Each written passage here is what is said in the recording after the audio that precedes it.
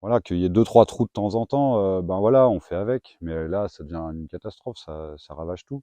Et ben donc là, on voit toutes les traces qui ont été laissées par les sangliers qui sont venus fouger pour se nourrir ou tout ça. Donc souvent c'est les petits sangliers qui remuent le sol comme ça, donc parce qu'il y a une prolifération qui est assez importante de tous ces sangliers. Bon, là, c'est tout des prairies où on fauche. Et donc on fait des foins, et donc là le problème c'est que bah, ça casse la motte, et que ben, du coup derrière l'herbe ne repousse pas de la même façon. Donc là j'ai pas mal de travaux d'entretien, de remise en état pour ressemer, ensuite passer la herse pour bah, réégaliser un peu, pour que quand on fasse les foins, on n'ait pas trop de terre dans le foin, quoi. Et puis pour pas abîmer le matériel non plus, quoi. Alors, déclarer les dégâts de sanglier, moi je le fais pas.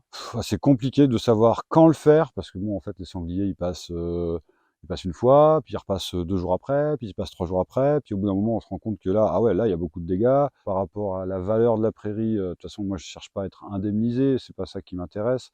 Mais ce qui m'intéresserait, c'est qu'il y ait plus ces sangliers qui ça prolifère pas autant.